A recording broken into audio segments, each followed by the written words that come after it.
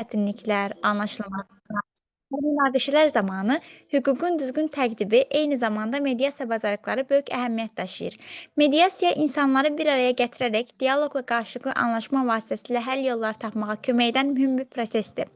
Bugünkü təlimin əsas məqsədi yalnız nəzəri bilikləri paylaşmaq deyil, həm də praktik nümunələrlə hər birinizin bu sahədə öz bacarıqlarını gücləndirməyə dəstək olmaqdır. Çünki hüquqi savadlılıq və mediasiya bacarıqları yalnız şəxsi həyatımızda deyil, peşəkar fəaliyyətimizdə də uğurun açar rolu oynayır. Əminəm ki, bu təlimdən sonra hər biriniz münaqişələrin idarə olunmasına daha çevik, hüquqi məsələlərdə isə daha inamlı addımlar atacaqsınız. Və indi böyük məmnuniyyətlə söz verərək təqdim etmək istəyirəm ki, bu sahədə dərin bilik və təcrübəsi ilə seçilən hüquqşünas və mediasiya üzrə mütəxəssis Vəfa Qədirovaya. Buyurun Vəfa xanım. Salam. Ümid edirəm ki, hamı mənim səsimi çox yaxşı eşidir. Salam, bəli, eşidirik. Eşidirsiniz? Okey. Hamını salamlayıram. Amma ilk öncə özümü sizə təqdim etmək istəyirəm. Mən Qədirova Vəfa İdris qızı. 1982-ci il təvəllüdlüyəm. 2003-cü ildə Bakı Dövlət Universitetini bitirmişəm, Beynəlxalq Hüquq fakültəsini. Həmin dövrdən də uzun müddət hüquq sahəsində çalışmışam, müxtəlif hüquq şirkətlərində, banklarda hüquqşünas vəzifəsində çalışmışam. 2019-cu ildən Azərbaycan Respublikası Vəkillər Kollegiyasının üzvüyəm. 2021-ci illərdə də Azərbaycan Respublikası Mediasiya Şurasının üzvüyəm.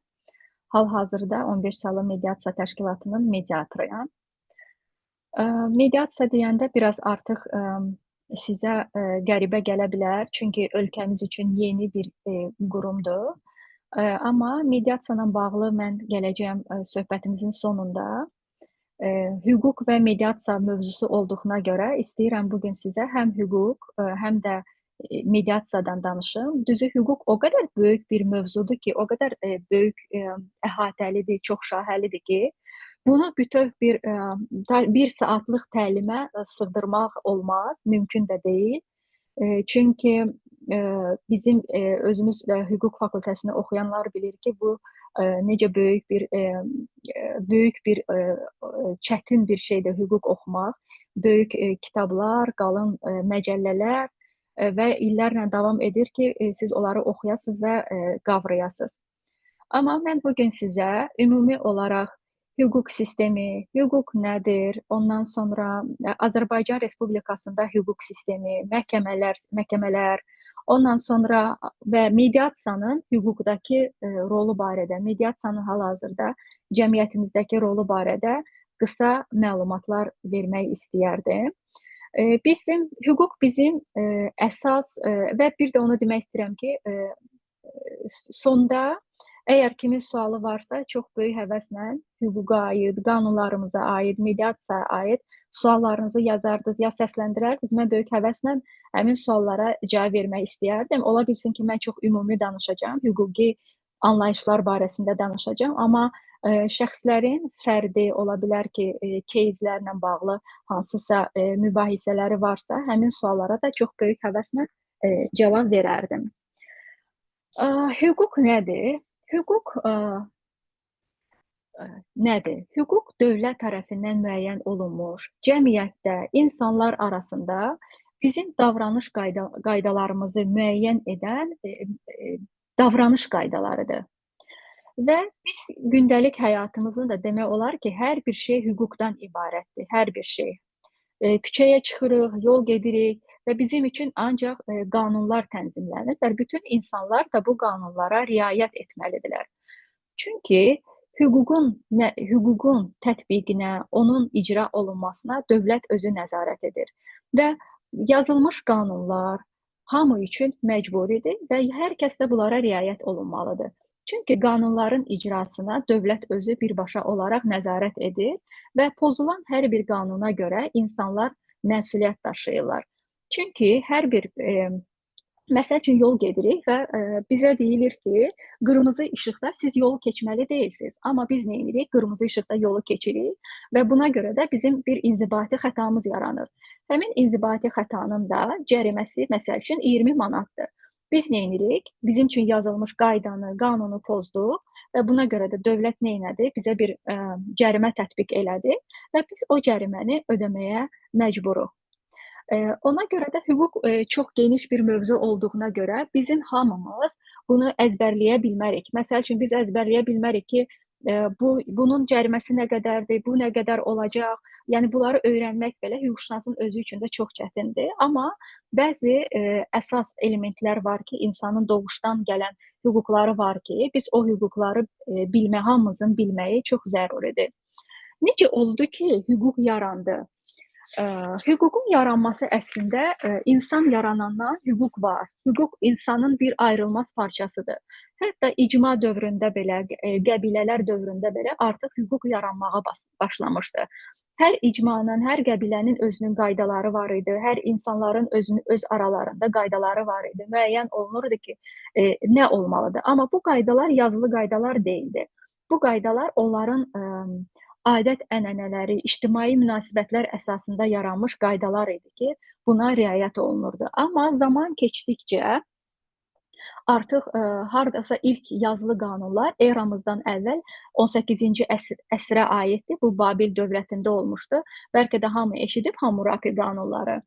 İlk qanunlar, yazılı qanunlar Hammurapi qanunları idi və o dövrdə də hər yerdə daşların üzərində o qaydalar yazılırdı ki, insanlar o qaydaları oxusunlar və onlara riayət eləsinlər.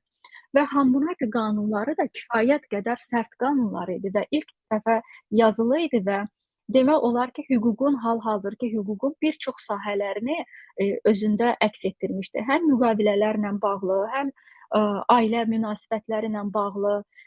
Demək olar ki, bütün sahələrdə normaları Hammurapi qanunları tənzimləmişdi. Hətta Hammurapi qanunlarında belə bir maddə var idi ki, əgər kimsə məhkəmədə gəlib hər hansı bir iş üzrə yalançı şahidlik edirdisə, həmin hansı iş üzrə ki, gəlib yalançı şahidlik etmişdi, həmin o işdə veriləcək cəza həmin o şahidə verilirdi. Hətta ailə başçısına, ailəsinə qayğı göstərməyən kişi üçün də müxtəlif cəzalar nəzərdə tutulmuşdu. Ya bir çox belə qaydalar var idi. Məsəl üçün gözə göz, əgər sən bir insana gözünə ziyan vurmusansa, o da eynisini sən eləyəcəkdi. Gözə göz, dişə diş prinsipi o vaxtdan, yəni Hammurapinin yazılı qanunlarından yaranmışdı. Daha sonra hüquq inkişaf etdikcə, dövlətlər inkişaf etdikcə hüquq da onunla bərabər inkişaf etmişdi və ilk hazırki hüququn əsasını Roma hüququ təşkil edir. Hal-hazırki Avropa hüququ Roma hüququndan gəlib və Roma hüququ demək olar ki, bəşəriyyət üçün ən böyük nailiyyətlərdən biri Roma hüququ hesab olunur. Roma hüququnda artıq məcəllələrin, qanunların kodifikasiyası aparırdı. Yəni qanunlar sistemləşdirilirdi, kodlaşdırılırdı. Yəni indiki bizim məcəllələşdirilmiş qanunlar Roma hüququndan gəlir. Hal-hazırda biz buna Roman-German hüquq sistemi deyirik, kontinental hüquq sistemi deyirik. Və bu Roma hüququna gəlmişkən öz olduğum vəkil sahəsi barəsində də bir şey demək istəyirəm ki, elə vəkilliyin tarixi də Roma hüququna gedib çıxır. İlk vəkillər də Romada yaranıbdı. Romalılar ona advokatus deyirdilər vəkillərə və bu advokatuslar həmin dövrdə köməyə çağırılan şəxs kimi tərcümə olunurdu. Yaxşı natiqlik qabiliyyəti olan insanları çağırırdılar məhkəmədə çıxış zamanı. Şəxsləri müdafiə etmək üçün öz gözəl natiqlik qabiliyyətlərindən istifadə edirdilər və məhkəmələrdə şəxsləri müdafiə edirdilər. Və zamanla bu advokatuslar artıq başladılar xüsusi bir sənət kimi formalaşmağa. Təhsilli, natiqliyi bacaran insanlar advokatus, yəni indiki vəkil kimi olurdular və hətta qədim Romada vəkillərin yaşadıkları evin qarşısında palma ağacları əkilirdi və hər kəs bilirdi ki, burada vəkillər yaşayır. Ondan sonra orta əsrlərə getdikcə artıq vəkillik də nüfuzlu bir iş olmağa başladı.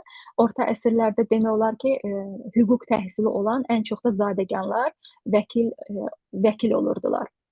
Azərbaycan Respublikasında da vəkillik ilk dəfə Cümhuriyyətimiz yarananda da vəkillik institutu təsis olunmuşdu. O gündən bu günə də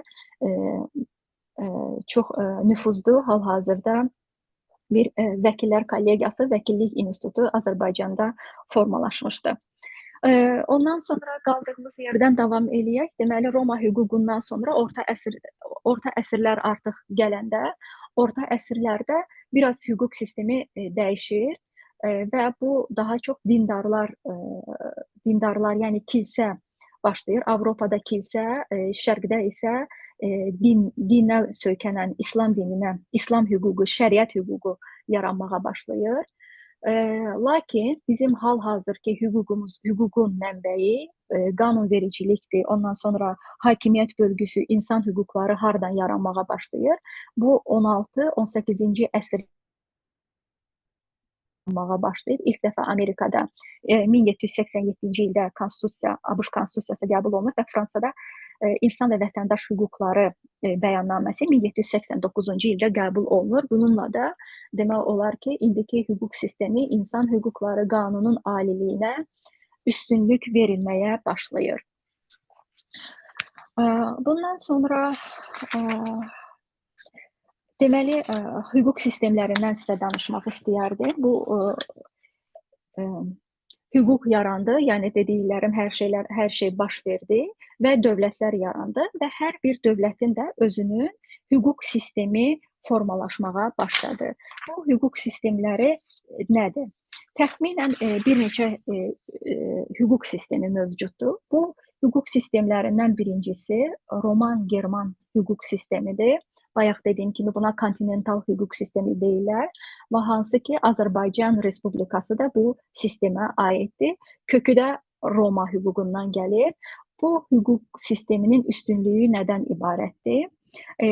Azərbaycandan başqa ondan sonra çox Avropa ölkəsi, Fransadır, İtaliyadır, Almaniyadır. Bu ölkələrin hamısı demək olar ki Roman-German kontinental hüquq sisteminə bağlı bir sistemdir. Və bu sistemin özəlliyi nədir? Nə üçün bu sistem var? Sistemin özəlliyi ondan ibarətdir ki, bizim ölkə təcrübəsindən deyirəm, biz bu ölkələrdə Roman hüquq sistemində kodlaşdırılmış bir sistem mövcuddur. Kodlaşdırılmış, məcəllələşdirilmiş deyək. Necə ki bizim ölkədə var, mülki hüquq münasibətlərini mülki məcəllə tənzimləyir, ailə hüquq münasibətlərini ailə məcəlləsi, əmək münasibətlərini əmək məcəlləsi, cinayət baş verirsə cinayət məcəlləsi. Yəni hər sahədə kodlaşdırılmış bir məcəllə mövcuddur.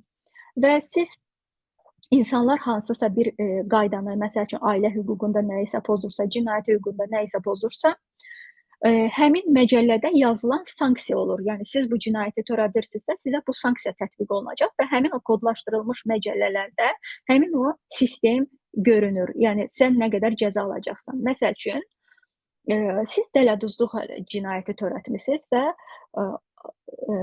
bunun cəzası nədir? Hakim açır cinayət məcəlləsini, baxır orada 178-ci maddədə yazılıb ki, məsəl üçün dələduzluğu cinayəti törədirsinizsə, bunun sanksiyası 3 ildən 5 ilə qədər həbs cəzasıdır, məsəl üçün deyirəm. Və o məcəllədə nə yazılıbsa, hakim də sizə həmin məcəllədə nəzərdə tutulmuş o cəzanı verəcəkdir. Nə yuxarı, nə aşağı həmin o cəzanı verəcəkdir. Düzü burada fərqli şeylər də var. Mən bunları danışsam çox çəkər. Cinayətdə məsəl üçün yüngülləşdirici hallar var, ağırlaşdırıcı hallar var. Amma mövzumuz o deyil. Yəni biləsiniz ki, yəni kodlaşdırılmış. Tutaq ki, siz mülki məcəllədə ev aldı-satqısı etmisiniz. Orada hansısa bir qaydaları pozmusunuz. Bu ancaq gələcək mülki məcəllədə bu nəzərdə tutulub, bunu pozmusunuz.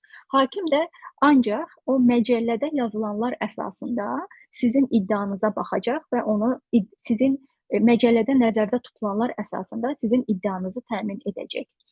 Amma digər hüquq sistemi, hansı ki buna deyirlər Anglo-Sakson hüquq sistemi, Anglo-Sakson hüquq sistemi bizim məcəllələşdirilmiş, yəni Roman-German hüquq sistemindən fərqli olaraq məhkəmə presedentlərinə söykənən bir hüquq sistemidir.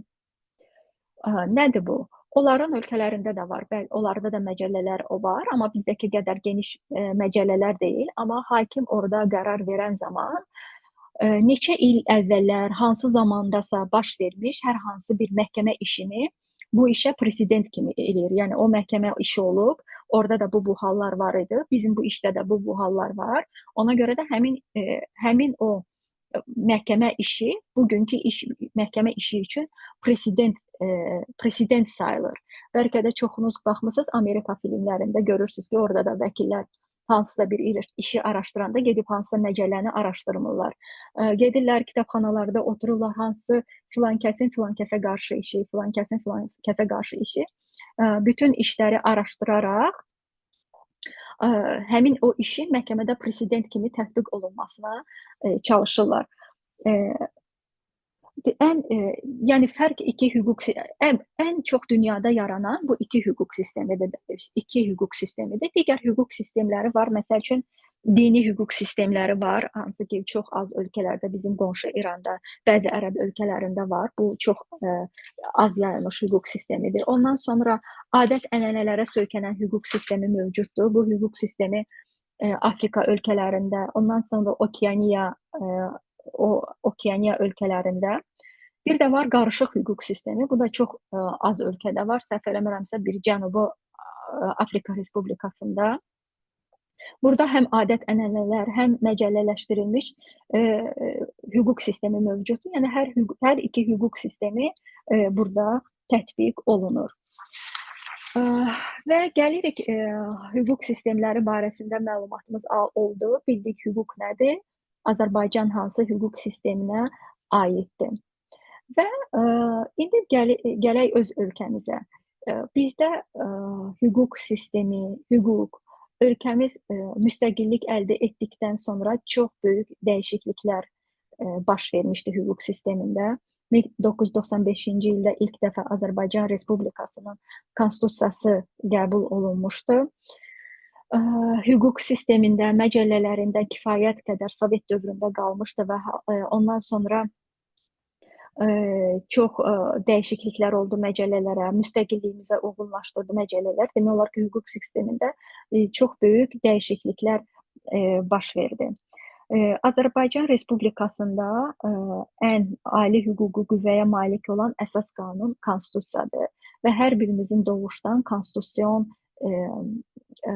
hüquqları vardır. Yaşamaq hüququ, seçki hüququ,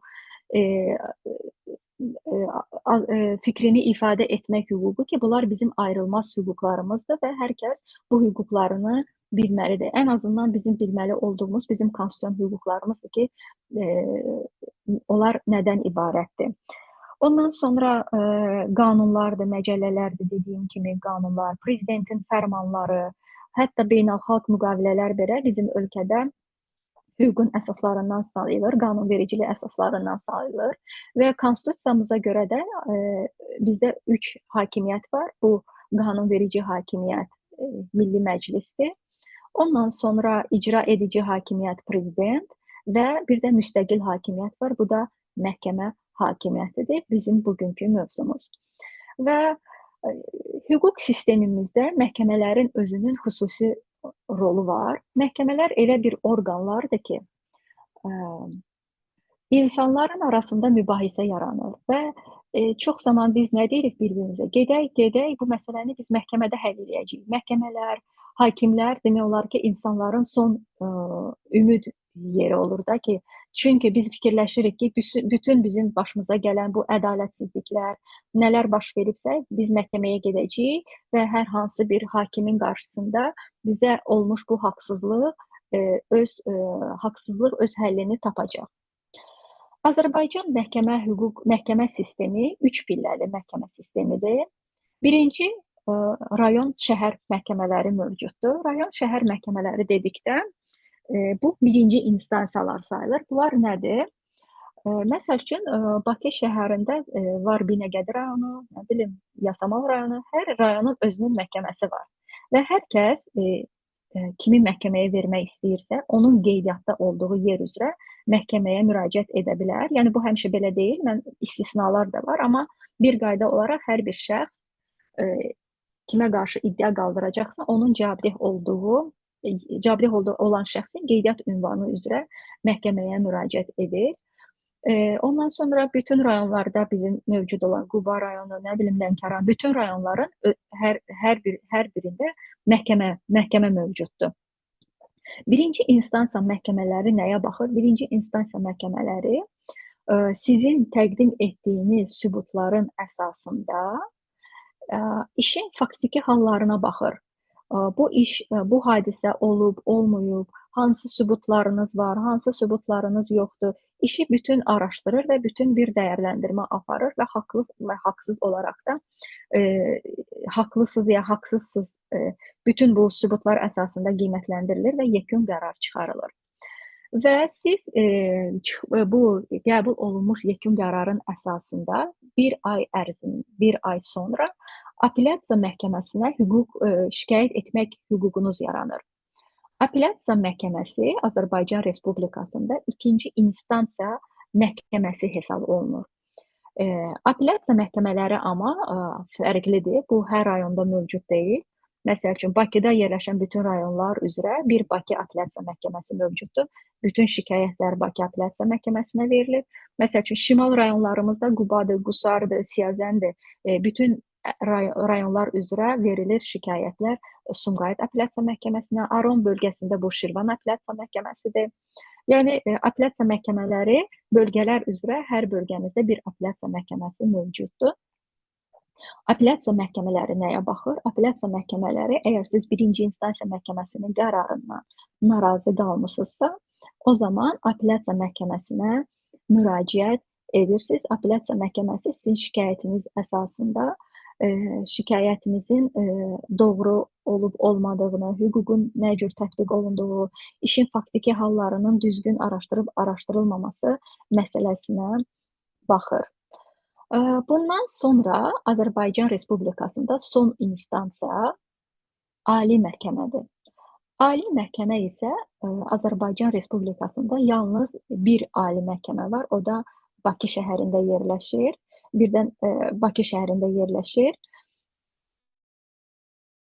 Məhkəmə nə funksiyasını yerinə yetirir? Ali məhkəmə yalnız hər iki, birinci və ikinci instansiya məhkəmələrinin qanunu düzgün tətbiq edib etməməsinə baxır. O daha işin faktiki hallarını araşdırmır, işdə nə baş verib o halları araşdırmır, sadəcə qanunun bu mübahisəyə düzgün tətbiq olunub-olunmadığını araşdırır. Bundan başqa Konstitusiya məhkəməsi də var, amma bu instansiyadır, yoxsa instansiya deyil deyə bilmirik. Konstitusiya məhkəməsi ayrıca bir qurumdur və onun funksiyası, yəni siz ali məhkəmə sizin şikayətinizi təmin etmirsə, birbaşa Konstitusiya məhkəməsinə müraciət et. Yəni ali məhkəmədə artıq instansiyalar bitir. Konstitusiya məhkəməsinə nə zaman müraciət olunur? Siz hesab edirsiniz ki, Ali məhkəmənin ya da bu hər üç instansiya məhkəməsinin qəbul etdiyi qərarda qərar düzgün hüquq normaları tətbiq olunmuyub. Yəni bu hüquq normaları Azərbaycan Respublikasının konstitusiyasına ziddir. Konstitusiya məhkəməsinin də funksiyası həmin o qərarın konstitusiyaya uyğun olub-olmadığına dair qərar qəbul etməkdir. Yəni Konstitusiya məhkəməsi qərar verir. Bu qərar konstitusiyaya uyğundur, yoxsa uyğun deyil, düzgün tətbiq olunub, yoxsa düzgün tətbiq olunmayıb. Azərbaycan Respublikasının məhkəmə sistemi ilə də bağlı, yəni qısa məlumat verə bildim, ümid edirəm ki. Daha sonra nə ilə bağlı danışaq? Mediasiya ilə bağlı. Deməli, hüquq sistemimizdə yeni bir mediasiya, yəqin ki, bəlkə də çoxunuz siz heç eşitməmisiniz bunu, mediasiya nədir? Çünki bu dünyada mövcud olsa da, bizim ölkəmizdə çox qısa bir müddətdir ki, tətbiq olunmağa başlayıb. Hardasa 29 mart 2019-cu ildə ilk dəfə olaraq mediasiya haqqında qanun qüvvəyə minib Azərbaycanda və Mediasiya isə ilk dəfə tətbiq olunmağa başlayıb, səhv eləmirəmsə 2020 ya 2021-ci ilin iyul ayında artıq tətbiq olunmağa başlayıb. Mediasiya nədir? Nə üçün bu institut var? Bu nəyə xidmət edir? Bizim üçün nə cür üstünlükləri var, nə mənfi cəhətləri var? Mediasiya, bayaq məsəl üçün mən sizə dedim ki, sizin aranızda mübahisə var, iki qonşu dalaşırsınız, mübahisə edirsiniz. Nə baş verir? Siz deyirsiniz ki, gəl, gedirik məhkəməyə. Mən səni məhkəməyə verəcəm, süründürəcəm, nə bilim nə. Çünki ilk ağlımıza nə gəlir? Məhkəmə gəlir. Çünki mübahisələri harda həll olunur mübahisələr? Məhkəmədə həll olunur. Bu zamana qədər elə idi. Amma indi necədir? İndi biz mübahisələrimizi alternativ bir metodla mediasiyada da həll edə bilərik. Mediasiya mübahisələrin məhkəmədən kənar həlli yoludur. Məhkəmədən kənar mübahisələrin həlli yoludur. Yəni siz mübahisənizi həll etmək istəyirsinizsə, məhkəməyə getmirsiniz, mediasiyaya gəlirsiniz və bu öz mübahisənizi mediasiyada həll etməyə çalışırsınız. Mediasiya çox vaxtı bunu meditasiya ilə də qarışdırırlar. Bayaq qrupda da sorğular verəndə sual-cavabda meditasiya yazılmışdı, amma meditasiyanın ümumiyyətlə mediasiyanın heç bir əlaqəsi yoxdur. Mediatorun da psixoloqla heç bir əlaqəsi yoxdur. Mediasiya, yenə dediyim kimi, mübahisələrin həllidir. Türklər, bizim mediation sözü xaricdən, ingilis dilindən götürülmüş bir sözdür. Amma qonşu Türkiyədə mediasiyaya arabuluculuq deyirlər. Arabulucu. Belə daha çox anlaşılır da. Arabulucu nə deməkdir? Mediatora isə arabulucu deyirlər. İlk olaraq ölkəmizdə mediasiya tətbiq olunan zaman bəzi mübahisələr üzrə mediasiyanın keçirilməsi icbari idi, məcburi idi. Ailə mübahisələrində, əmək mübahisələrində və kommersiya mübahisələrində sizin mübahisə əvvəlcə siz yaxınlaşırdınız mediatora. Əgər mediasiyada mübahisənizi həll edə bilmirsinizsə, ondan sonra məhkəməyə müraciət edirdiniz. Daha sonra kommersiya mübahisələri bu siyahıdan çıxarıldı. Hal-hazırda ölkəmizdə ailə və əmək mübahisələri məcburidir.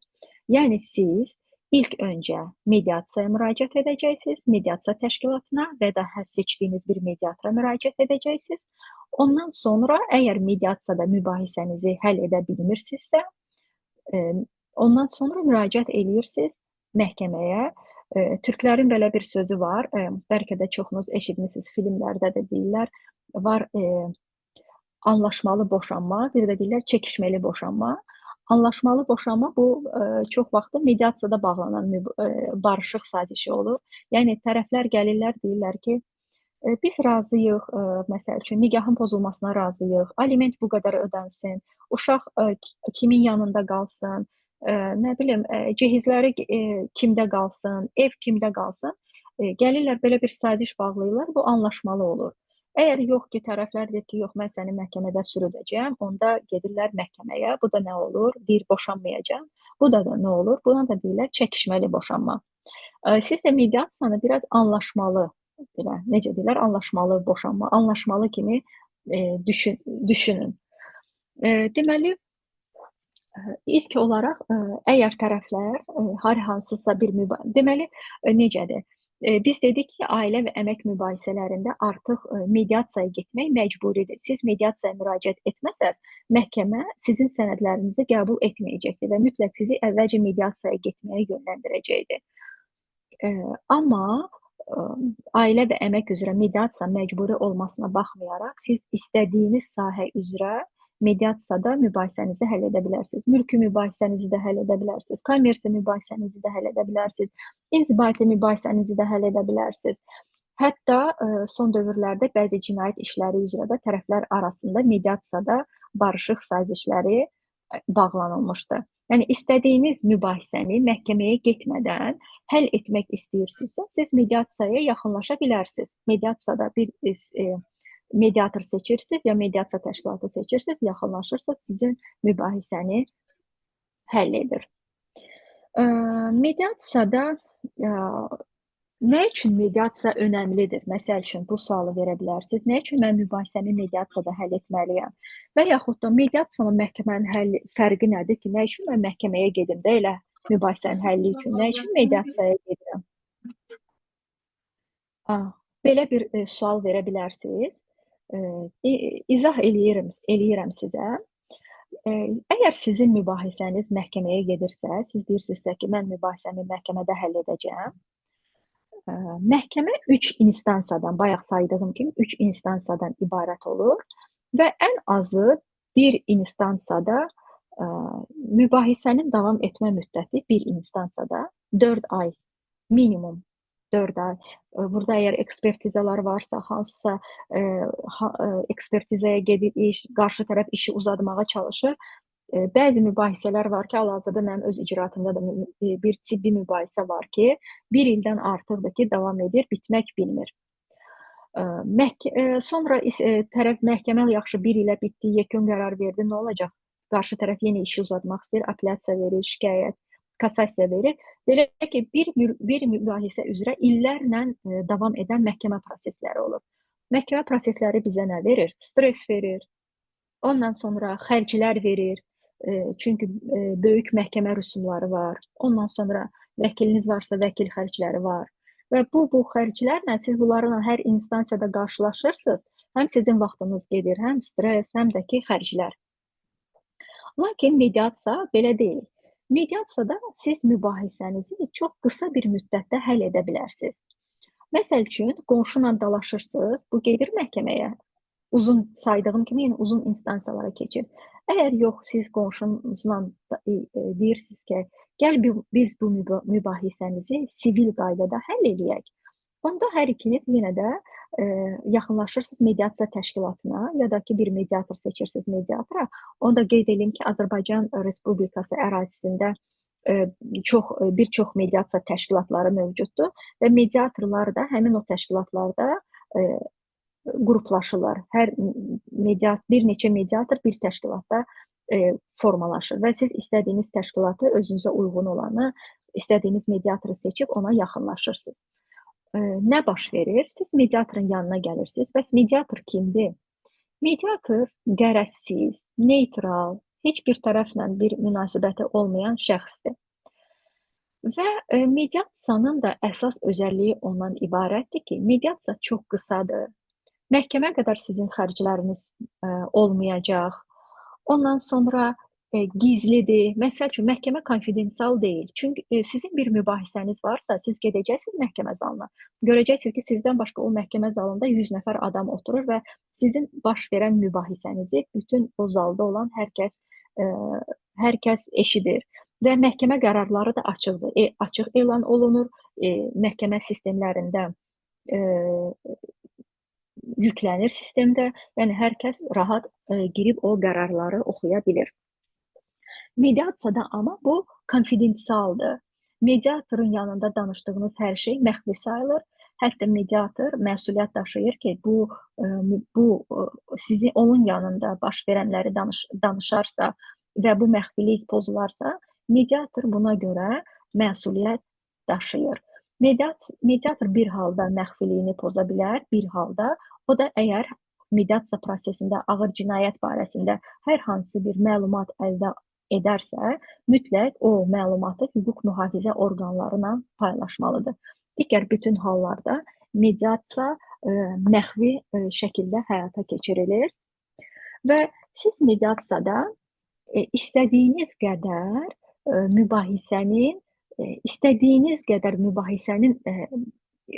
mübahisəni həll edə bilərsiniz. Baxın, sizə bir dənə örnək verirəm. Məsəl üçün, nigah pozulur. Bir nigah pozulanda, əgər siz çəkişməli boşanma istəyirsinizsə, bir nigah pozulanda, baxın, bir nigah pozulması, aliment, uşağın kimin yanında qalması, uşağın xaricə aparılıb-aparılmaması, ondan sonra cehiz əşyaları, əmlak bölgüsü, hələ buradan başqa istifadə hüququ, hələ buradan çox şeylər çıxa bilər. Ən azı bir adi boşanma dediyimizdə 7 mübahisə çıxır. 7 mübahisə. Siz bunların hamısını məhkəməyə götürsəz, Hesab eləyin ki, sizin bir məhkəmədə 5 məhkəmə işiniz gedəcək. Uşağı ölkə xaricinə apararam, cehizlərimi qaytarmadı, qızıllarımı qaytarmadı, əmlaklarımı qaytarmadı, əmlak bölgüsü. İndi siz oturun hesab eləyin ki, bu ən azı bir boşanmadan 5 mübahisə çıxır. Və bu 5 mübahisəni bayaq da saydığım kimi birinci instansiyadan başlayın, yuxarı instansiyalara qədər sizin nə qədər vaxtınız, nə qədər stres və nə qədər xərciniz çıxacaq. Amma mediasiyada nə başlayır? Və bir də önəmlisi budur ki, bu 5 işin hər biri ayrı-ayrı məhkəmə mübahisələridir. Birinə görə bir məhkəmə, ikisinə görə iki. Sizin elə bilin ki, bir məhkəmədə 5 dənə işiniz olacaq. 5 işin arxasınca qaçacaqsınız. Amma mediasiyada nə baş verir? Siz bu 5 işin arxasınca qaçmalı deyilsiniz. Mediasiyada qarşı tərəfə təklif edirsiniz ki, gəlin biz anlaşmalı, yəni sivil münasibətlərimizi sivil tənzimləyək. Mediasiyaya gəlirsiniz, bu saydığım, nə bilim, 7-8 dənə mübahisə, hələ sizin bəlkə ürəyinizdən başqa mübahisələr də keçirsə, mediatorun yanında müzakirə etməyə başlayırsınız. Siz müzakirə edirsiniz, bütün müzakirələrdən də çoxlu şeylər doğa bilər, başqa problemlər doğa bilər və tərəflər müzakirə eləyirlər. Müzakirənin nəticəsində də siz razılaşa bilərsiniz. Məsəl üçün, bu qədər aliment, məsəl üçün, ölkədə nə qədərdir minimum alimentin məbləği? Tutaq ki, 246 manat, məsəl üçün. Siz məhkəməyə getsəz, məhkəmə deyəcək ki, qanunda nə qədər yazılıb? 246 manat. Qərar qəbul olundu, 246 manat ödənilsin. Amma mediasiyada elə deyil. Mediasiyada tərəflər bir-birinə güzəşt edə bilirlər. Yəni, o alimentin məbləğini özləri təyin edə bilərlər. Məsəl üçün, biri deyə bilər ki, sənin axı əmək haqqın çoxdur, məsəl üçün, mənə 500 manat aliment ver. Digər deyə bilər ki, axı mənim çox zəif imkanım var, mən ödəyə bilmirəm. Olar ki, 246 yox, mən 200 manat ödəyim. Qarşı tərəf ondan razılaşa bilər. Mediasiyada uduzmaq məsələsi yoxdur da. Mediasiyada iki tərəf, hər kəs özünə sərf eləyən təkliflərini irəli sürür və tərəflər də həmin o təkliflərə dəyərləndirirlər və bir razılığa, ortaq məxrəcə gəlirlər. Buna mediasiyada win-win, yəni qalib situasiyası deyilir. Yəni hər iki tərəf buradan qalib çıxır. Amma məhkəmədə belə deyil. Bayaq dedim axı bizdə kodlaşdırılmış məhkəmə sistemidir, məcəllələşdirilmiş. Siz gedəndə nə ilənsə, hansısa bir işlə bağlı məhkəməyə, siz ərizənizdə yazırsınız ki, qanunun filan maddəsi pozulur. Hakim də baxır ki, bu qanunun filan maddəsi pozulur. Deməli, mən belə qərar çıxaracağam. Məsəl üçün, siz məhkəmədə biri udur, biri uduzur. Məhkəmədə olmur iki tərəf də udsun, elə olmur. Məhkəmə qərar çıxaranda deyir ki, filan kəsin iddiası təmin olunsun, ya filan kəsin iddiası rədd olunsun. Mütləq ki, bir tərəf udur, bir tərəf də uduzur. Ona görə də siz məhkəməyə gedəndə bunu nəzərə almaz. Amma mediasiyada da dediyim kimi uduzan tərəf olmur. Hər iki tərəf udur. Çünki siz bunu təklif edirsiniz. O sizə əksin nəsə təklif edir. Və siz fikirləşirsiniz ki, mən bunu qəbul eləsəm belə olar. Bu qədər qəbul eləsəm belə olar. Və danışıqlar nəticəsində, onsuz da bütün mübahisələri mütləq ki, danışıqla həll olunur da, düzdür? Danışıqlar nəticəsində siz o razılığı əldə edirsiniz və yekun nəticədə mediasiyada barışıq sazişi bağlanır. Nədir barışıq sazişi? Barışıq sazişi sizin bu bütün razılaşdığınız halları həmin o sazişdə qeyd olunur. Çox vaxt insanlar gələndə biz deyirik ki, barışıq sazişi bağlayacağıq. Onlar da elə bilir ki, yox deyir, biz barışmağa gəlməmişik, barışmaq istəmirik. Elə bilirlər ki, mediator psixoloqdur. Çox vaxt mediatoru psixoloqla qarışdırırlar. İndi onun fərqini də mən sizə deyəcəm. Və elə bilirlər ki, mediasiyaya gələndə orada onları barışdırmağa çalışırlar. Əslində bu barışıq sazişinə razılıq kimi fikirləşin. Yəni tərəflər anlaşmalı boşanırlar və razılaşırlar ki, onların boşanma şərtləri bu olacaq da sivil qaydada işlərini yekunlaşdırırlar, daha ki, uzadı məhkəmə proseslərində iştirak etmək istəmirlər. Amma yenə dediyim kimi, mediasiya bizdə çox yeni olduğuna görə çox insan onu dərk eləmir. Bilmir ki, o getsə orada nə baş verir. Çox elə bilir ki, mediatorun vəzifəsi gələcək. Mediator danışacaq ki, Bu niyə baş verdi, bu niyə belə oldu, gəlin sizi barışdırım, belə olsun. Yox. Mediator bəlkə sizin mediator sizə suallar verəcək və aydın ola bilər ki, məsəl üçün mediator da insandır da, ona başa düşəcək ki, bu məsəl üçün siz boşanmaq istəyirsiniz, amma bu çox sadə səbəblərdir. Buna görə ailə dağıtmağa dəyməz. Azərbaycanda biz fərqli ölkə olduğumuza görə, indi Amerikada bizdəki kimi deyil, mənim dediyim kimidir, amma bizim ölkədə dəyərlərimizə, milli mentalitetimizə çox önəm verildiyinə görə bizdə mediatorlar daha çox çalışır ki, o insanları barışdırsınlar. İnsan kimi də ailəni barışdırsınlar, amma əslində mediatorun vəzifəsi bu deyil. Mediator əgər hiss eləsə ki, doğrudan da ailəni saxlamaq olar, o tərəflərə təklif edə bilər ki, bəlkə psixoloqa görünəsiz, bəlkə boşanma koçları var, onlarla görüşəsiz ki, aranızdakı mübahisəni həll etsin. Bunu tövsiyə edə bilər, amma bir qayda olaraq mediator ancaq şərtləri müəyyən edən şəxsdir. Yəni mediator özündən bu şərtləri müəyyən etmir. Mediator şərait yaradır ki, insanlar söhbət edə bilsinlər, ondan sonra bir ümumi razılığa gələ bilsinlər. Əgər tərəflər ümumi razılığa gəlirlərsə, onun əsasında da bir barışıq sazişi bağlanır, hər iki tərəf qol çəkir və hər iki tərəf də öz yeni yoluna davam edir. Nə qədər bizim vaxtımız getdi, məsəl üçün, bir barışıq sazişi üçün? 1 saat, 2 saat, düzdür? Biz 1-2 saata 5-6 mübahisəmizi mediasiyada həll edə bilərik. Bu daha gözəldir. Nəinki bayaq saydığım kimi 5 mübahisə yaransın və biz illərlə məhkəmələrdə davam edək. Bu daha çox daha çox insanlar sivil qaydada səssiz, küysüz, bir-birini incitmədən münasibətlərinə xitam vermək istəyirsə, onda mediasiya ən gözəl vasitədir. Mən indi nikah ailə münasibətlərindən götürdüm nümunəni, amma təkcə burada deyil, kommersiya mübahisələridir, əmək mübahisələrində də çox gözəl mediasiyada nəticələr əldə etmək olur. Sadəcə bizdə ən çox mübahisə ailə zəminində olduğuna görə, ailə mübahisələri üstünlük təşkil etdiyinə görə mediasiyada da gələn işlərin çoxu ailə mübahisələri ilə bağlı olur. Məsəl üçün, əmək mübahisələrində də eyni qaydanı etmək olar. Məsəl üçün, mən deyə bilərəm təcrübəmlə, işə götürən olur ki, əmək məcəlləsinin 70C-si ilə işçini işdən azad edir. Bu da bilirsiniz, çox belə ən ağır maddələrdən sayılır. O baş verəndən sonra işçinin işə götürülməsi gələcəkdə çox yerdə onu işə götürmürlər.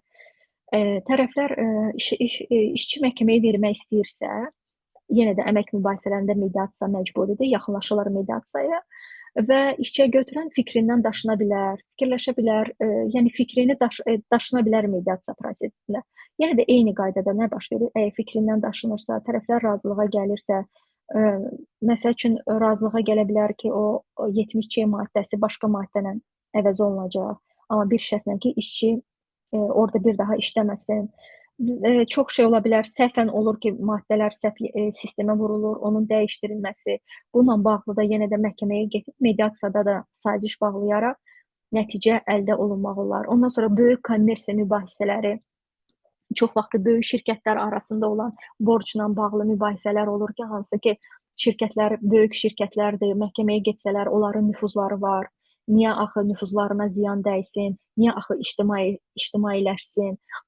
Bu halların da yenə qarşısını almaq üçün mediasiya çox gözəl bir vasitədir. Dediyim kimi məxfilik, bunu artıq onlar arasında baş verən hadisəni heç kim bilməyəcək, məxfiliyi qorunacaq. Və məxfilikdir, neytrallıqdır, könüllülükdür, bunlar mediasiyanın əsas prinsiplərindəndir.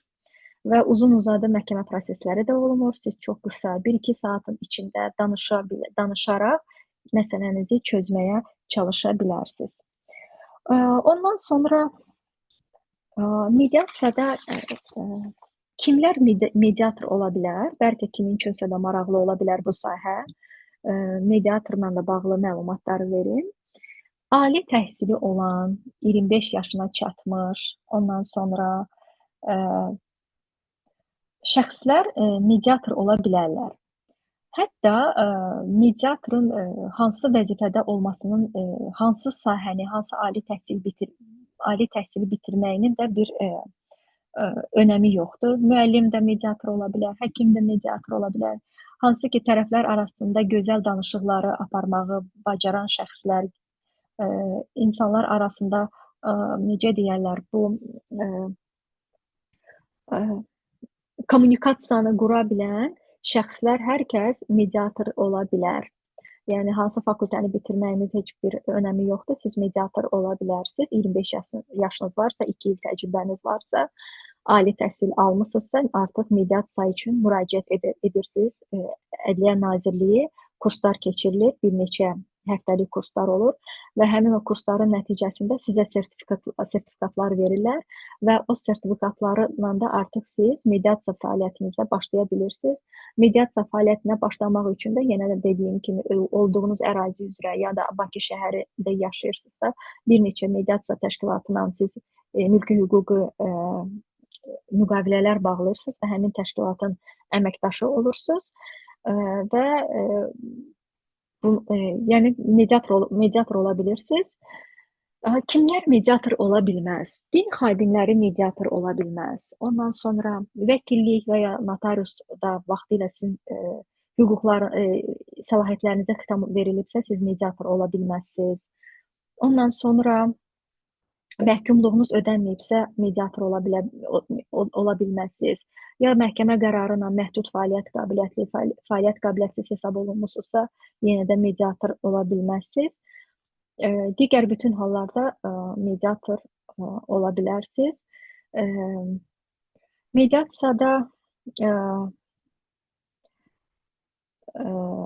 Mediasiyanın bir üstünlüyünü də mən qeyd etmək istəyirəm.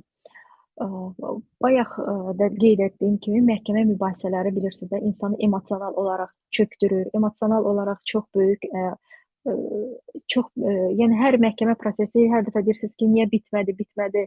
Hər məhkəmə prosesi ayrı bir aylar, illər davam edən prosesdir, yorucu bir prosesdir və mediasiyada amma dediyim kimi çox qısa olduğuna görə, çox az xərcləriniz olduğuna görə insanların mediasiyada həm də münasibətləri korlanmır.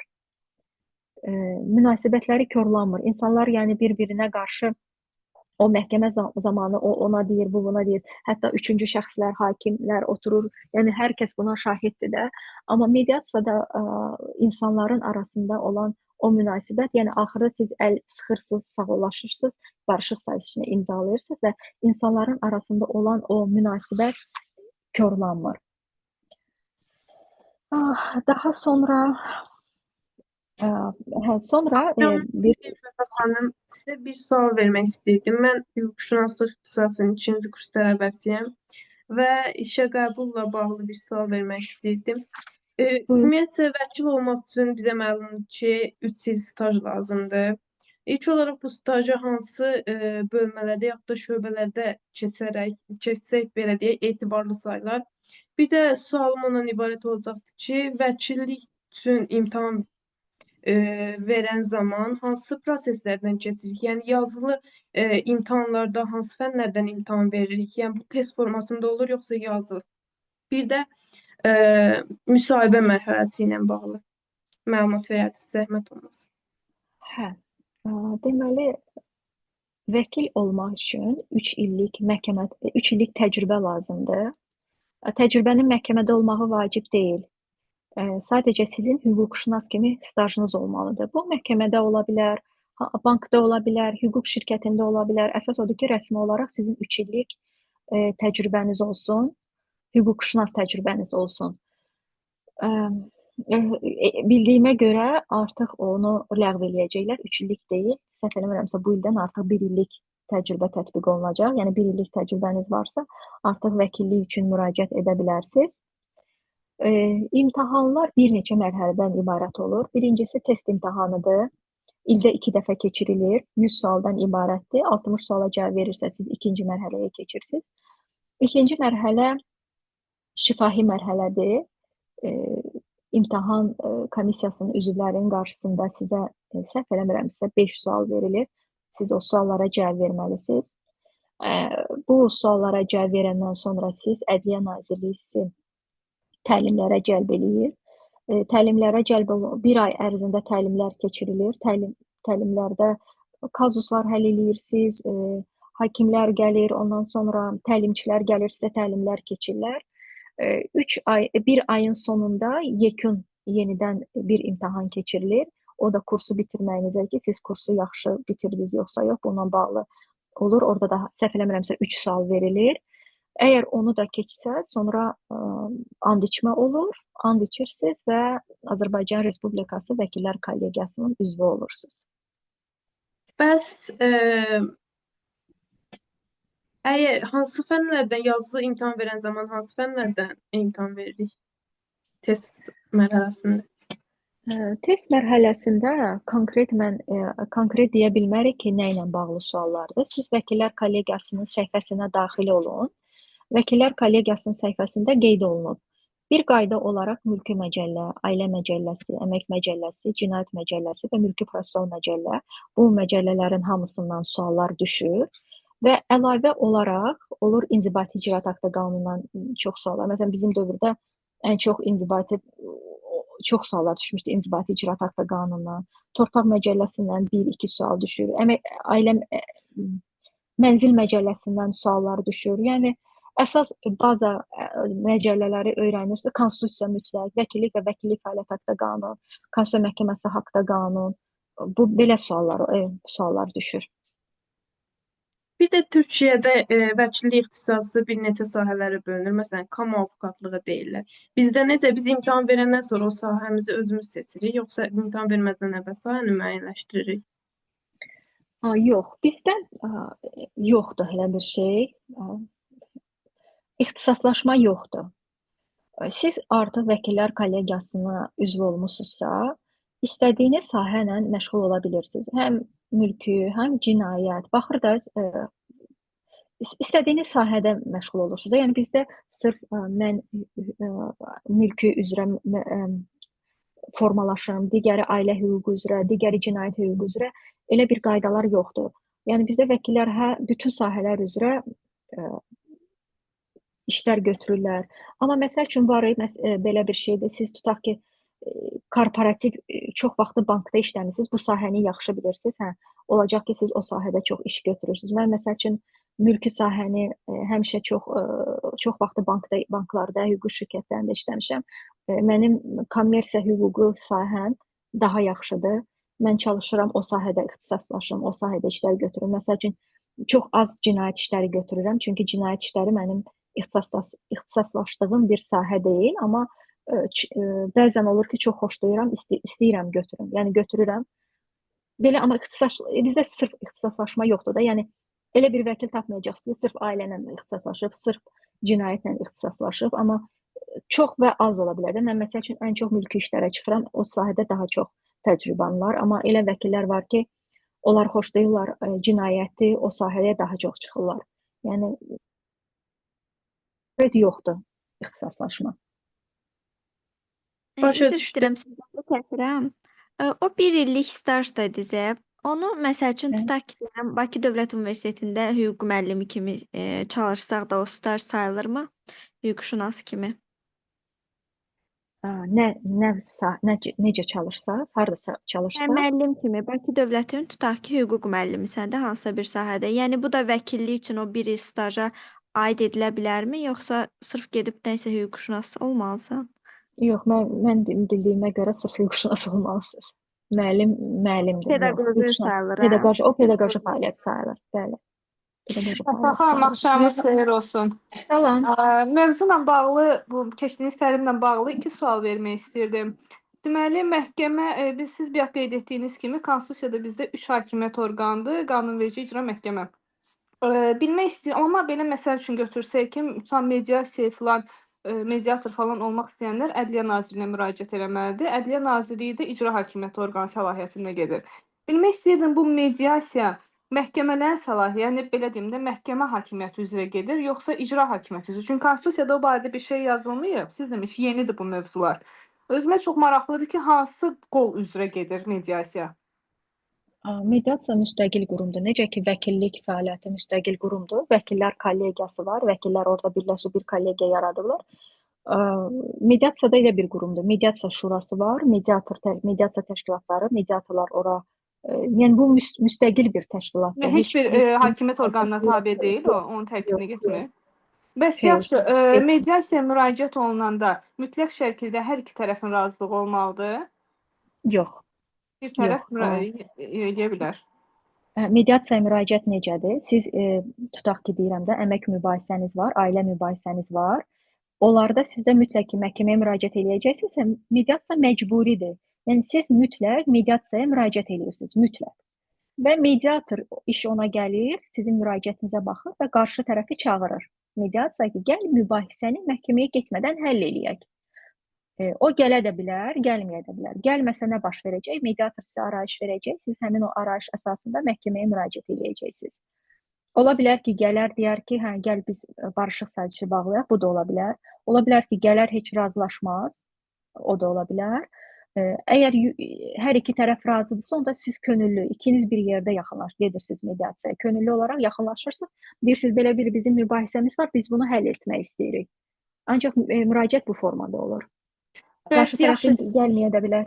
Gəldi tutaq ki, və ya qarşı tərəf razı deyil. Artıq bu halda mediasiya qərarı yenidən o məhkəməyə yönləndirilir həmin məsələ.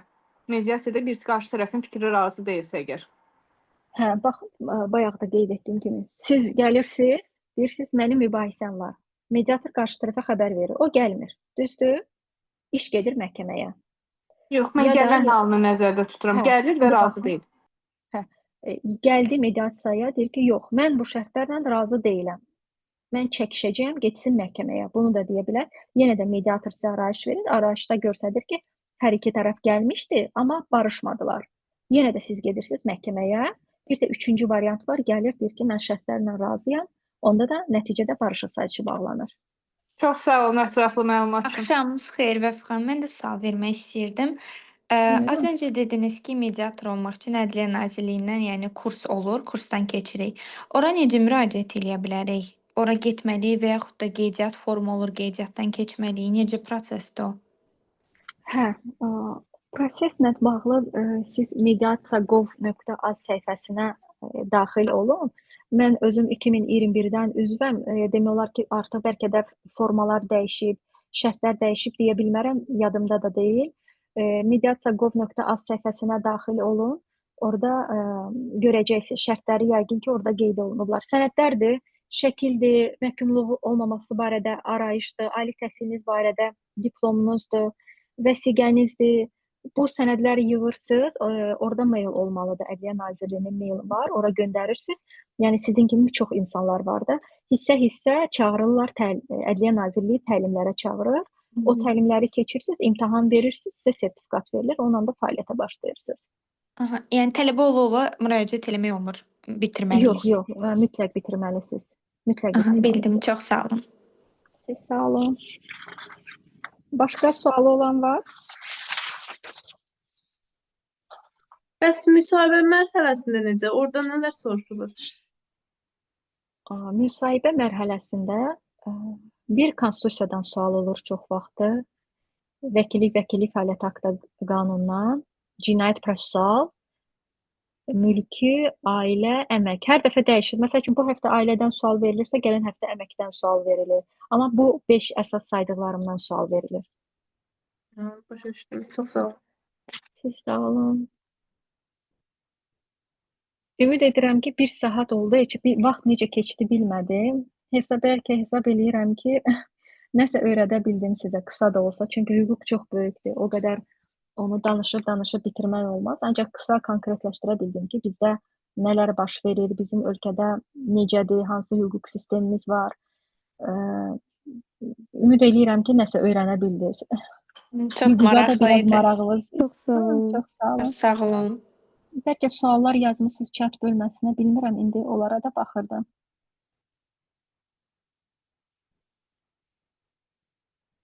Təşəkkür edirəm hamınıza. Çox sağ olun ki, bir saatınızı ayırdınız, dinlədiniz.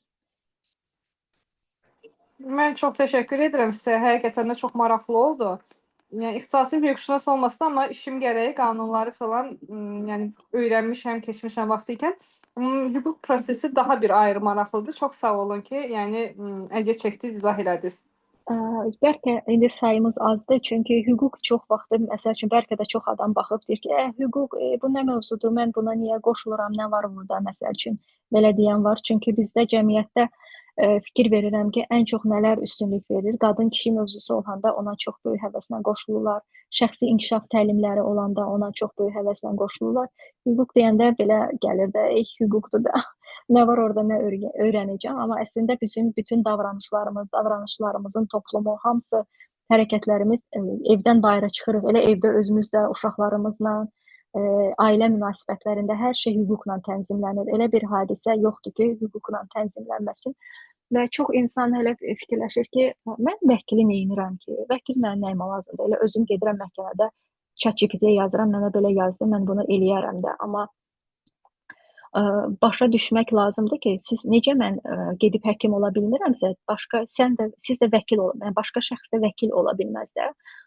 Məsəl üçün, nə üçün bu qədər məhkəmə mübahisələri gedir? Bugün bir məhkəmə mübahisəm var idi ki, cinayət işi idi, 178-ci dələduzluqla bağlıdır ki, şəxs ev almışdı, ev alanda onu aldatmışdılar, hardasa 20.000 manat ziyana düşdü. Və indi də o pul qayıtmır, cinayət işi gedir, 99% o pulun qayıtmaq ehtimalı sıfırdır, çünki dələduzluqla demək olar ki, pullar qayıtmırlar. Amma nə olsaydı, məsəl üçün, sən indi 20.000 itirdin. İnsanlar, şəxs nə zaman gəlib vəkilə yaxınlaşdı? Artıq iş gedir məhkəməyə. Məhkəməyə iş gedib, deyir ki, gəl də vəkil, gör neynirsən məhkəmədə, amma məhkəmədə vəkil ancaq prosesuallara riayət eləyəcək, qanunlara, sizə çalışacaq kömək eləməyə, amma siz o prosedurda vəkilə əvvəlcədən müraciət etsəydiniz, o gedir sizə ev almağa, deyir ki, gəl sənə evi satım. Sən o prosedurda vəkilə müraciət etsəydin, sən vəkillə konsultasiya etsəydin, demirəm, heç nə yox. Adi konsultasiyada uzağı nə bilim 100 manat pulun çıxacaq. Məsəl üçün deyirəm, düzgün konsultasiya alsaydın, sən o evi almayacaqdın. Nəticədə də sən 20.000 itirməyəcəkdin.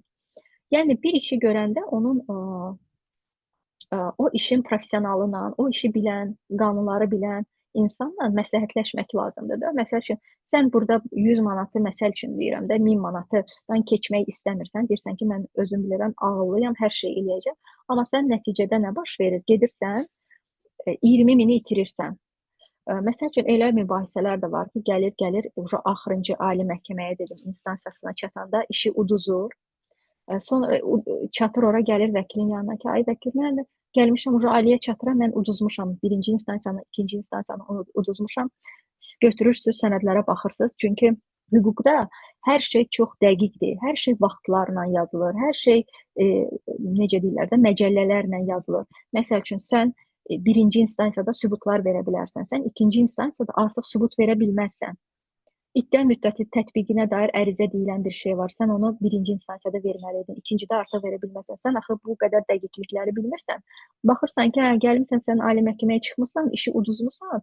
Halbuki sən professionalla məsləhət alsaydın, adi konsultasiya keçsəydin, sən bir dənə ərizə yazmaqla o işi uda bilərdin. Amma sən deyirsən ki, ChatGPT daha yaxşı bilir. Gedirsən ali məhkəməyə qədər işi uduzursan və son instansiyaya çatanda artıq vəkilin də əlində elə bir alətlər olmur ki, hamısını istifadə etsin. Bəzilərini istifadə edə biləcək, bəzilərini yox. Yəni, deməyim odur ki, hüquq yəni çox önəmlidir və çox böyükdür, çox genişdir. Onu biz vəkillər, hüquqşünaslar özü də hüququn bütün sahələrini əzbər bilə bilməz, mümkün deyil. Amma ən azından hüquqşünas nə bilir? Nəyi harda axtarmağı bilir. Bilir ki, o nəyi harda axtaracaq, nə qədər araşdıracaq. O çox vaxt deyirlər ki, nə deyir, bir dənə cavab verəcəksən, amma elə deyil, bir dənə cavab deyil. O bir dənə cavabı vermək üçün siz bir məcəllə oxuyursunuz, bir prezidentin fərmanını oxuyursunuz, bir dənə akt oxuyursunuz, bir şey oxumursunuz, siz bir neçə şey oxuyursunuz, nə qədər Konstitusiya Məhkəməsinin qərarlarını oxuyursunuz ki, insanın bir mübahisəsi baş versin, mübahisəsini həll edəsiniz. O Churchillin bir dənə sözü var, səhv eləmirəmsə Churchilldir. Deyir ki, mən vəkilimə daha çox pul ödəyirəm, nəinki həkimimə. Deyir ki, həkimin yanına gedirəm, o mənə resept yazır, amma yenə ağrını mən çəkirəm də. Amma vəkilin yanına gedirəm, bütün dərdimi danışıram, ağrını o çəkir, mən gedirəm öz işimlə məşğulam. Belə bir maraqlı, yəni vəkillik çox önəmlidir. Yəni kim o vəkil olmaq istəyirsə, gələcəkdə hüquqşünaslar varsa içərisində tövsiyə eləyirəm. Yəni nüfuzu vəkilliyin get-gedə artır və çox gözəl peşədir. Kim ki çox gözəl danışıq qabiliyyəti var, kim ki mübarizəkardır, kim ki fikirləşir ki, mən müdafiə etdiyim şəxsin maraqlarını daha üstün tutursa, həmin şəxslərə mən tövsiyə edərdim ki, vəkilliklə məşğul olsunlar. Mənə görə vəkillik bu hüquq sahəsi, hüquq işlərinin içərisində ən ali olanıdır. Mən elə fikirləşirəm. Vəfa xanım, salam, axşamınız xeyir. Salam. Bir sual verə bilərəm. Buyurun. Demək, bizdə bir də məsələ var idi. Polis inzibati cərimə yazmışdı. Haqsız yerə. Məhkəməni qazandım. Aha. İnzibati idi. Amma cərimə 2 ildir silinmir sistemdən. Aha. Şöbəyə də müraciət eləmişəm. Məhkəmənin özünə də, yəni bir-birinin üstünə atırlar. Yəni heç kimdə yəni cəriməni silmir. Hansı orqan yazıb sizə cəriməni? O orqanda cəriməni silməlidir. Daxili İşlər yazıb. Aha. Demək 512-ci maddə idi, səhv eləmirəmsə. Amma məhkəməyə verdim, qazandım. Okey də, məhkəmə qərarını sizə kim hansı orqan yazıbsa ora göndərin. İcraya gedibsə işiniz icraçınızla maraqlanın. Yəni mümkün deyil elə bir şey ki, o silinməsin. Yəni məhkəmə mənə kağız verir, Nərimanov məhkəməsi. Deyir ki, yəni İcra bunu bələdiyyə. aparmalısan. Aparmalısan polis şöbəsinə, kimisə cərimə yazıb, o göndərməlidir nazirliyə, o sildirməlidir. Bəli. 102-yə şikayət eləyin, yazılı şikayət eləyin mütləq. Daxili İşlər Nazirliyinin səhifəsindən yazın, o qərarınızı yükləyin ki, mənim belə bir qərarım var, icra olunmur. Mütləq ki, baxacaqlar. Yəni mən birinci dəfə də eşidirəm ki, icra olunmasın. Mən vəkilim dedi ki, yəni birinci səfərdə belə bir şeylə qarşılaşıram, həmişə bilirdilər. Düzdür. Cərimə Yəni mən də olduğuna görə mənə də deyirlər ki, üstünə düş, nə vaxtsa bu ölkədən çıxsan belə sənə mane ola bilər. Bəli, əgər sizin bir borcunuz varsa, o ölkədən çıxışınıza stop qoyulmaq üçün əsas səbəblərdən biridir. Yəni gələcəkdə problem ola bilər. Bir dənə də dedilər ki, ali məhkəməyə yenə verməlisən. Yox, iş yurdumunuzsa ali məhkəməyə verməyə ehtiyac yoxdur, heç ehtiyac yoxdur. Sizdə sadəcə qərar var, o icra olunmur. Qərar icra olunmur, onu hansı ki icra orqanındadır, ancaq ora müraciət etməlisiniz. İcra etmirlərsə də yenə dediyim kimi Daxili İşlər Nazirliyinə, onların apellyasiya şurasına şikayət edin. 102-yə ən çox yazılı şikayət edin. Yazılı yox, amma zənglə eləmişəm.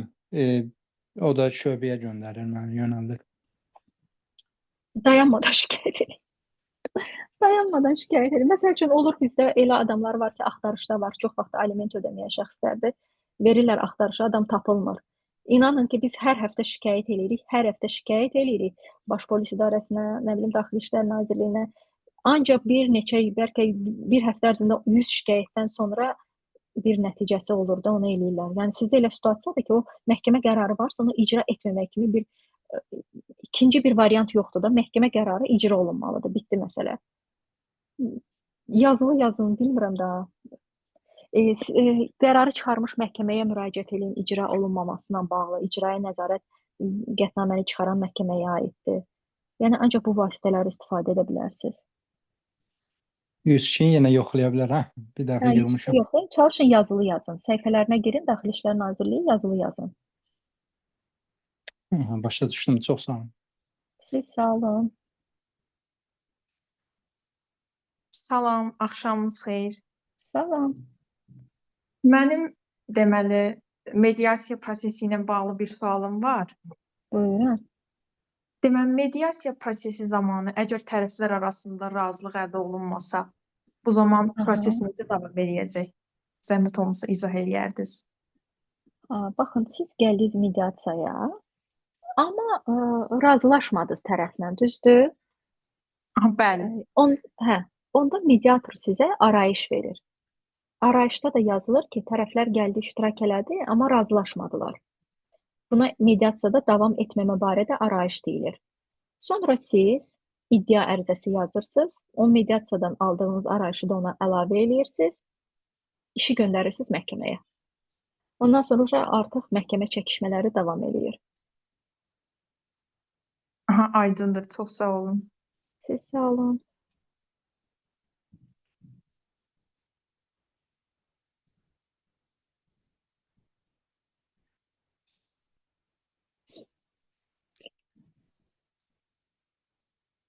Başqa sualı olan yoxdursa, sağollaşaq.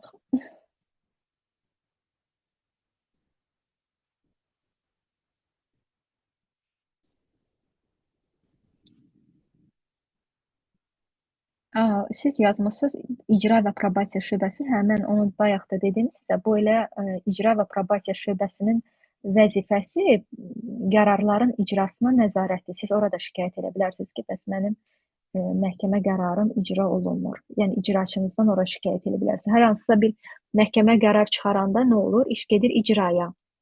Həmin o dediyiniz icra və probasiya şöbəsinə. Hər rayonun özünün icra və probasiya şöbəsi var.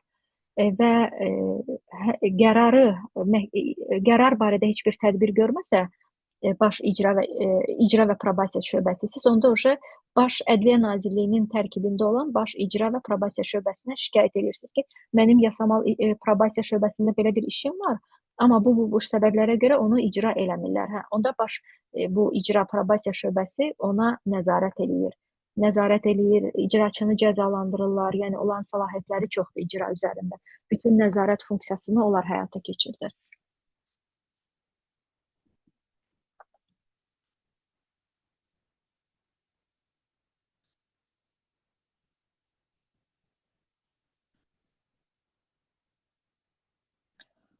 İnzibati yox, sizin mübahisə Nahid müəllim, inzibati prosessual məcəllənin pozuntusu olub da sizə polis yazıb. O məhkəmə qərarı çıxaranda da onu icra eləmək üçün polisin özünə göndərirlər. Ona görə mən sizə deyirəm ki, 102-yə şikayət edin. Yəni hansı quruma göndərilib icra üçün icra eləmirlərsə, onların bir üst qurumuna şikayət edin.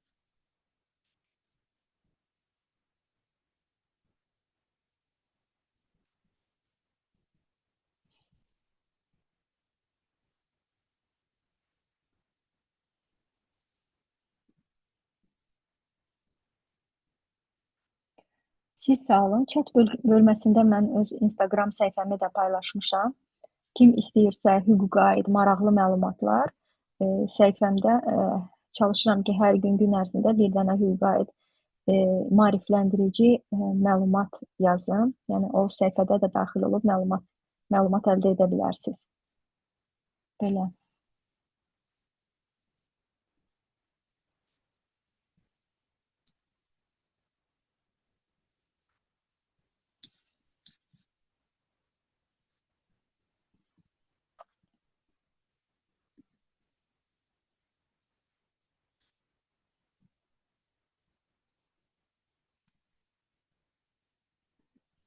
Chatə yazırsınız. Hamınıza çox təşəkkür edirəm. Mən də xoşdur ki, bugün sizinlə burada oldum. Ən azı az da nəsə olsa sizə öyrətməyə çalışdım. Təşəkkür edirəm hamınıza.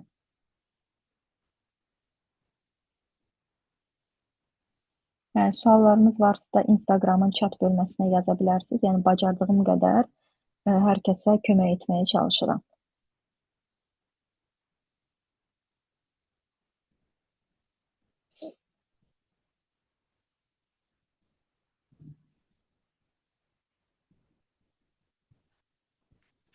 Hörmətli moderatorumuz buradadır, yoxsa çıxmısınız siz? Bəli, buradayım. Buradasınız. Bitirək. Bəli. Hörmətli iştirakçılar, artıq təlimimizin sonuna yaxınlaşdıq. Bugün hüquq və mediasiya mövzusunda birlikdə olduq və inanırıq ki, hər biriniz üçün həm nəzəri, həm də praktiki baxımdan çox faydalı bir təcrübə oldu.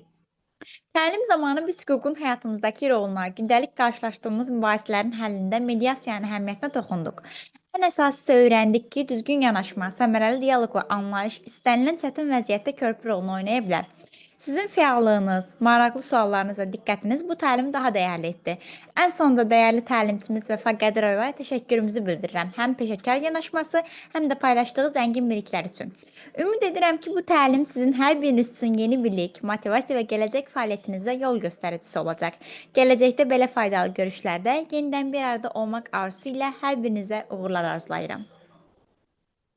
Çox sağ olun. Mən də sizə təşəkkür edirəm ki, məni dəvət etdiniz və çalışdım, nəsə öyrədim. Ümid edirəm faydalı oldu. Düzünü desəm çox 1 saat necə keçdi heç hiss eləmədim. Çox məlumatları sıxışdırdım. Hələ çox yəni bu mövzuda daha geniş, mediasiya özü geniş mövzudur, hüquq geniş mövzudur, çox danışa bilərdim. Amma 1 saat da məncə gecədir. Hamı işdən gəlib, yorulub. Ona görə gecəyiniz xeyrə qalsın. İnşallah başqa mövzularda görüşərik. Sağ olun, gecəniz xeyrə qalsın. İnşallah. Sağ olun. Siz sağ olun, sağ olun.